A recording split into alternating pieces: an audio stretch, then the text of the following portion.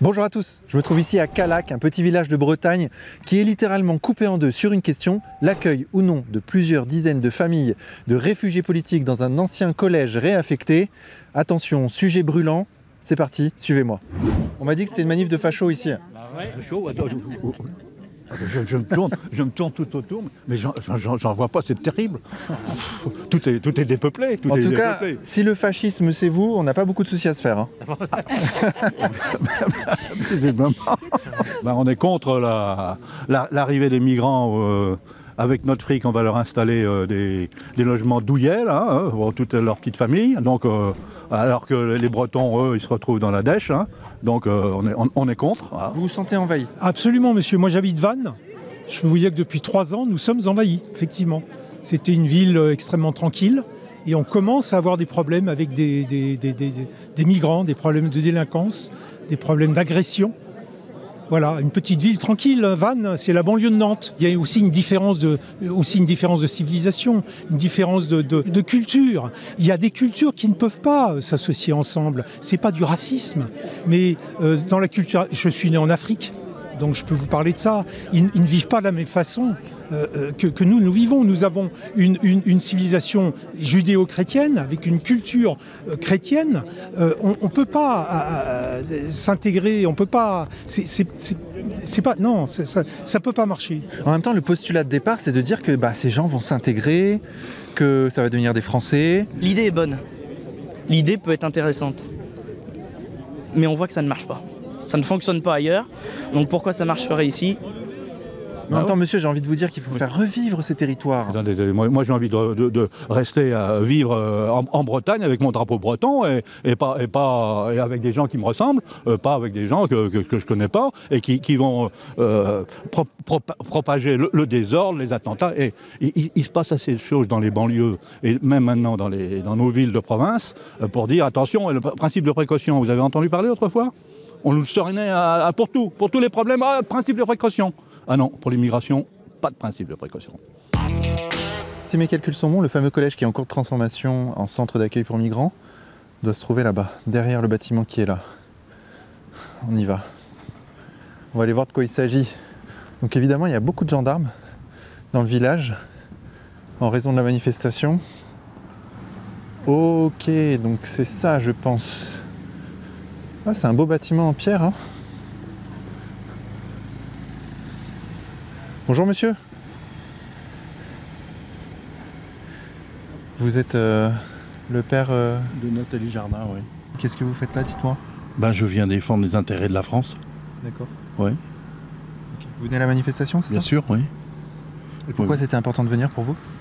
Parce que ma fille a été tuée par des islamistes belgo-marocains et que je refuse qu'il y ait des étrangers qui viennent encore en plus envahir des pays comme Callac ou comme dans toutes les campagnes françaises.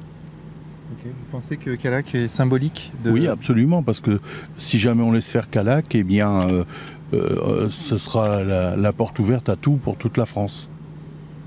Et alors on pourrait vous répondre, d'ailleurs il y a une manifestation antifasciste qui a été organisée simultanément, on pourrait vous répondre que c'est du racisme que de ne pas vouloir accueillir ces gens. Moi, je vois pas où est le racisme, moi. Ces gens-là sont très bien chez eux, je vois pas pourquoi on devrait accueillir tous les gens nécessiteux du monde. On n'a plus les moyens. Et puis bon, il faut quand même être conscient qu'on est dans une société depuis qu'on accueille ces gens, ces migrants et tout ça, qui est de plus en plus violente. Donc moi j'estime que le devoir de chaque résistant français, c'est de protéger la France. Moi, mes oncles se sont battus pour la France, mon père s'est battu pour la France en 1940. J'estime que c'est mon devoir de faire la même chose. Ok, donc c'est ici. D'accord. Donc c'est ça l'ancien collège. Donc on se trouve ici, devant le collège de la Discorde. Donc c'est sur ce terrain en fait qu'ils veulent construire le projet Horizon, qui est donc un projet d'accueil de plusieurs dizaines de familles de réfugiés politiques. Alors au départ le projet c'était d'accueillir environ 50 familles. Et à mesure qu'il y a eu de la contestation, le projet s'est réduit peu à peu. On ne sait pas combien de familles ils vont accueillir. Il y a très peu d'informations sur le nombre exact de personnes qui pensent faire venir ici. En tout cas, c'est sur ce terrain-là. Donc ça, c'est un ancien collège. Mais je vois qu'il est en très mauvais état. En fait, c'est une belle bâtisse en pierre. Mais a priori, cette bâtisse va être rasée et ils vont construire des nouveaux bâtiments dessus. Voilà. Et c'est en plein milieu du village, quoi. Hein. Vraiment, là, tu peux faire un panoramique. On est à 100 mètres de la mairie, à 200 mètres de l'église et tout à côté, il y a des résidences, de belles maisons d'ailleurs. Il y a de belles maisons. Le truc, c'est qu'on ne peut pas rentrer, hein, c'est fermé.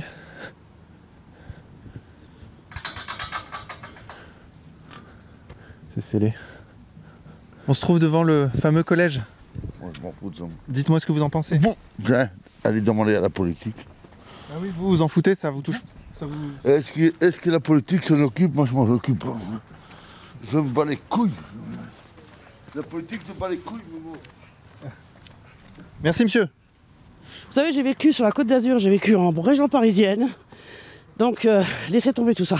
C'est-à-dire? On est venu ici pour être tranquille, pas pour être envahi. Ah. Surtout de la façon dont c'est présenté. Ce qui me gêne, c'est d'entendre, comme j'ai entendu ce matin, des gens qui disent mais on n'est plus chez nous, etc. Quoi. Ouais. Voilà. Ça.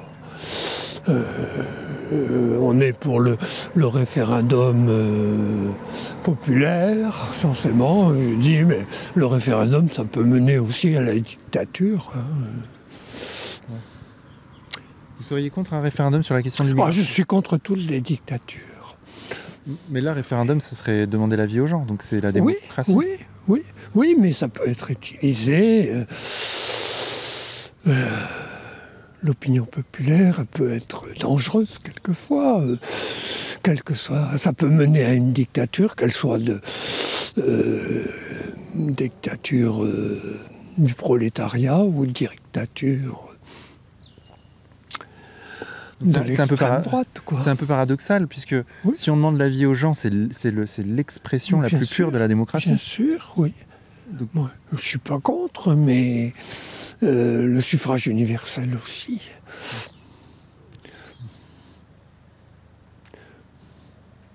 Et la démocratie républicaine, démocratique en tout cas, la démocratie populaire, quoi. C'est aussi l'avis aux gens. Merci, monsieur. Merci. C'est pas simple, je sais bien, mais il faut accepter tout le monde.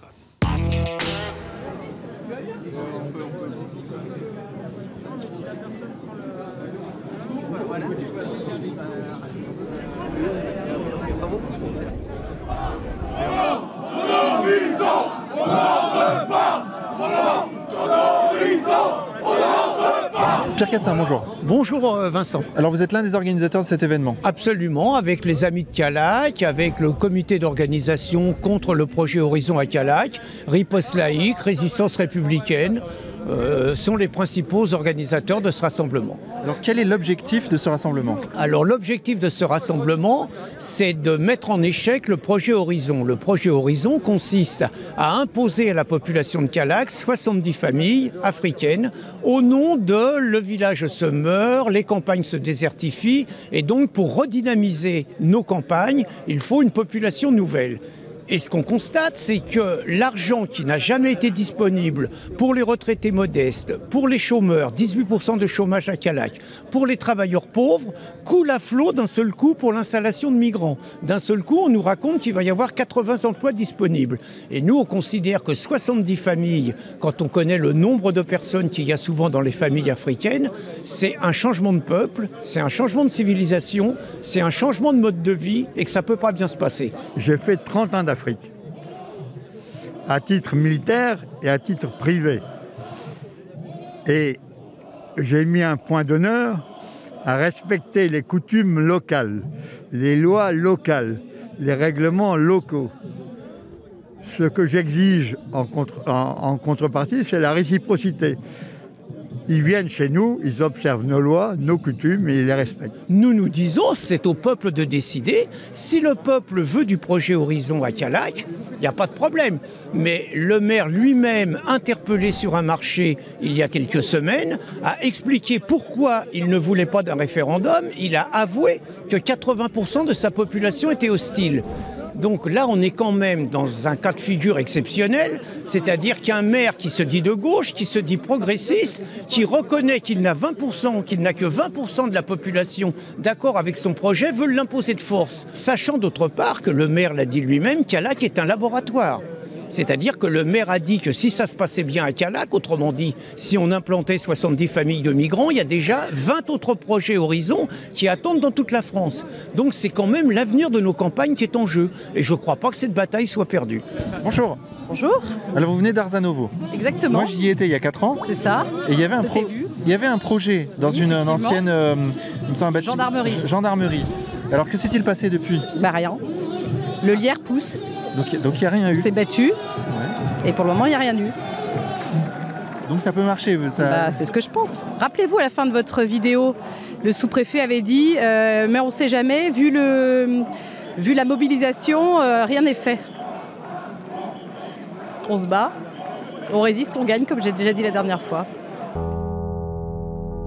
Depuis quelques mois, donc, il y a ce fameux projet Horizon qui est un projet... alors au départ, on parlait de 50 familles de migrants qui devaient venir sur les prochaines années. Et au final, plus la contestation est montée, plus le nombre a baissé. Donc la mairie parle aujourd'hui de 8 à 10 familles. Il y a un autre projet mené par l'État, donc un projet Ville Thaïs, qui lui va faire arriver d'ici quelques jours, quelques semaines, 2 familles, donc ça fait à peu près 20 personnes venues d'Afrique, qui eux seront des demandeurs d'asile. Donc il y a ces 2 projets qui s'entrechoquent et ça crée beaucoup de tensions, d'hostilité, de confusion dans la commune. Les gens demandent essentiellement d'ailleurs un référendum, chose que se refuse de faire le maire. Il ne veut pas soumettre ce projet qui par ailleurs a des aspects intéressants. Il y a une maison pour les assistantes maternelles, une maison pour les associations, donc c'est un package on va dire. Il y a une rénovation du bourg aussi, mais beaucoup de gens avec 18% de chômage, avec des maisons comme vous pouvez le voir qui sont pas bien rénovées, etc. se disent où va l'argent, pourquoi mettre cet argent là et pourquoi ne pas rénover tout simplement ce qui mérite d'être rénové déjà à Callac. Et alors vous êtes contre le projet Horizon? C'est pas qu'on est contre ou pour, c'est la logique, il faut nous poser la question. On ne prend pas des décisions sans nous demander à nous. Hein? On est un petit village. Bon, on veut bien intégrer les gens, on veut bien aider les gens, mais d'abord on commence déjà par nous poser la question. Donc en attendant, c'est 0. Voilà, c'est tout. J'ai l'impression d'être dans un village gaulois. Vous savez, le village gaulois d'Astérix qui résiste contre les Romains. Non, c'est qu'on est logique. On n'est pas, tu vois, on est à Paris, on est à Rennes, on est à Marseille. C'est d'autres moyens qu'ils ont, mais nous, on nous manipule, on nous a caché tout. On apprend et ça fait 3 ans que ça dure, cette histoire. Donc c'est pas normal, non? En même temps, vous l'avez su qu'il y avait ce projet-là, donc on vous a pas caché. Non, on l'a su au dernier moment. Ah bon? Bah oui, ils ont fait soi-disant une réunion là, derrière, au local, derrière de la ville. Mais on n'a jamais été invité, on l'a jamais su, on l'a su après. Ils devaient nous en faire une date de réunion là, dernièrement, là, ils l'ont supprimé. Arrête, je suis sérieux quoi. Non, dis rien parce que. Non, il est sérieux. Il y a la question de l'emploi aussi qui pose question, parce que l'un des arguments c'est de dire ils vont prendre des emplois qui sont vacants, mais... Alors en fait, il a été question de 70 emplois. Nous, on s'est procuré la liste de ces emplois et sur ces 70, il y en a en réalité entre 15 et 20 seulement qui existent. Et sur ces 15 à 20 emplois, ils peuvent très bien être pourvus par des gens locaux. Donc, quoi comme type d'emploi? Alors il y a de tout, ça va de travailleurs dans l'EHPAD, donc la maison de retraite, au casino, à l'Intermarché, mais c'est aussi des projets éventuellement d'accueil de nouveaux médecins ou d'un dentiste par exemple. Donc après des dentistes, effectivement là il n'y en a plus, mais on peut en faire venir aussi sans que ce soit forcément un réfugié politique. C'est aussi ça que les gens ne comprennent pas. Et donc techniquement il n'y a pas 70 emplois, comme vous l'avez dit, il y a 18% de chômage et il n'y a pas 70 emplois vacants, ni ni à Callac, ni dans les environs, sachant que les réfugiés politiques eux-mêmes qui viendraient ici n'ont pas de moyens de locomotion en général, sont donc au crochet d'une certaine façon des associations et des accompagnants. Et les familles qui sont déjà installées là, elles rencontrent ces mêmes problèmes, les familles de migrants qui sont déjà là. C'est vrai qu'il y a déjà des familles, il y en a combien? Il y a déjà 3 ou 4 familles qui sont là, arrivées depuis quelques années. Et en fait, elles sont en vase clos. Alors, leurs enfants vont à l'école, mais elles fonctionnent en vase clos parce qu'elles n'ont pas, pour certaines, de moyens de locomotion. Et à Callac, il n'y a pas de préfecture, il n'y a pas de sous-préfecture, il n'y a pas d'administration. Les services publics se cassent la gueule les uns après les autres. Là, vous avez à côté la Poste. Ils en arrivent à enlever des machines automatiques parce que, soi-disant, ça ne sert à plus personne. Enfin, en fait, tout est en train de se rétrécir. Donc, ce que se demandent les gens surtout, c'est pourquoi mettre tout cet argent au service des autres au lieu de s'occuper en priorité de sa population. En fait, on met la charrue avant les bœufs.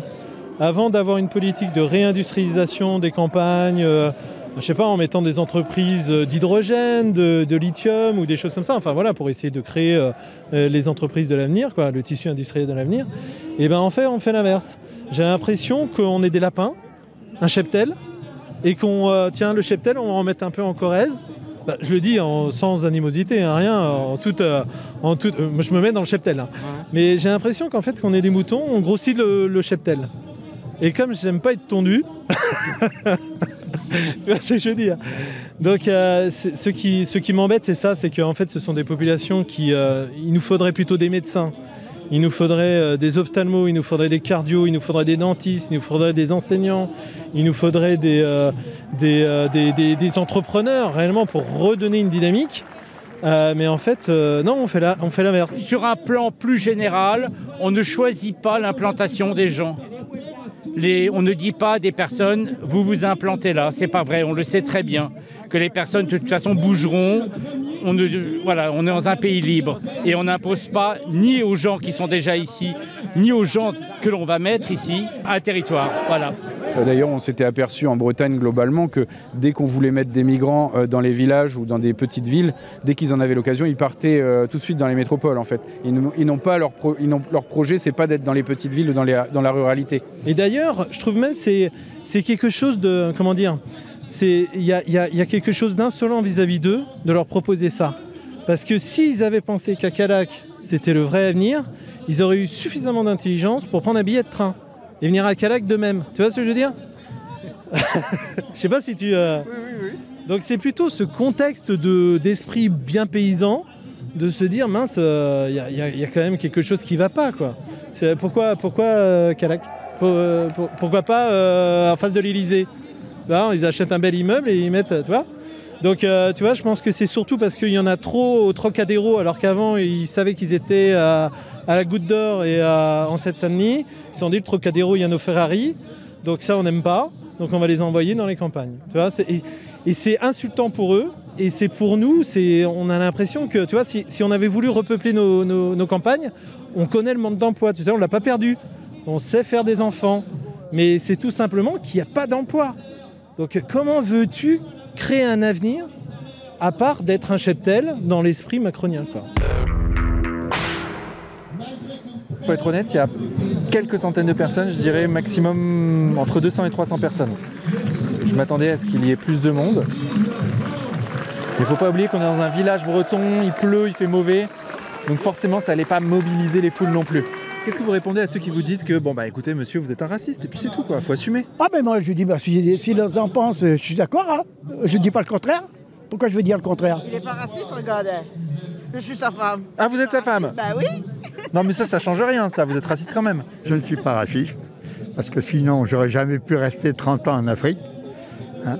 Et j'aime beaucoup les Africains, j'aime beaucoup l'Afrique, je suis né là-bas, mon épouse est née là-bas, mais en France, on reste français. Si on veut venir en France, on est bienvenu, mais pas pour nous imposer l'islam, pas pour nous inventer le chador, pas pour nous inventer la charia. Voilà. C'est pas du racisme, c'est simplement qu'il y a un doute légitime sur la capacité. Il y a des gens qui n'ont pas du tout nos codes de culture, qui n'ont pas du tout qui comprennent pas nos valeurs, sa capacité à s'intégrer, à s'assimiler. Et on a vu que l'assimilation est un fantastique échec en France, un fantastique échec. Mon sentiment, si on veut vraiment réussir une assimilation ici à Callac, c'est pas 70 familles, c'est une seule famille. Une seule famille, mais complètement en immersion. N'ayant pas d'autres possibilités de se relier à d'autres personnes de la communauté. Et là, on va réussir une assimilation. Et c'est comme ça, si on avait adopté cette stratégie-là en France d'accueil, avec un tout petit pourcentage, on réussissait le projet. Mais là, on a tout foiré. On va vers une époque une époque, ça va être de pire en pire. Ça va être de pire en pire. Donc vous dites que ceux qui promeuvent l'immigration sont des apprentis sorciers. Voilà. C'est ceux qui promeuvent. Parce que l'immigré, lui, il a entendu dire qu'en France, on allait lui donner un logement, des allocations familiales, il aura l'eau gratuite et l'électricité, on lui en paiera la moitié. Ben, il vient, le gars. Il est malheureux dans son pays. Donc c'est normal qu'il aille dans un pays plus riche, en espérant une vie meilleure. Moi, j'ai rien, c'est pas vraiment contre eux que j'ai quelque chose. C'est les dirigeants qui sont responsables. Et les dirigeants, ils sont au service de la haute finance. Tout est moral dans l'individu, tout est physique dans les masses. C'est bon, ça tourne. Moi, je suis d'accord avec ça. Ouais. Donc la masse, c'est source de problème. Ouais.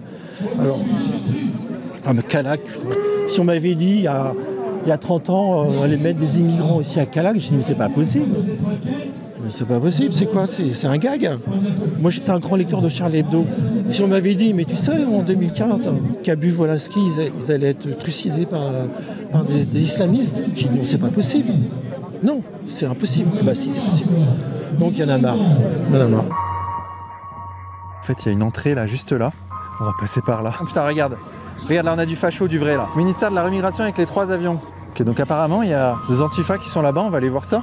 Ah, ça me rappelle les gilets jaunes là, les gaz lacrymaux. Vous me disiez que vous-même vous étiez un ancien antifa. Oh, je suis déjà passé par cette case. Déjà ils sont déracinés de leur pays, et en plus on va les déraciner, on va les mettre dans un pays où il pleut, où il fait pas soleil, et où il n'y a pas d'emploi.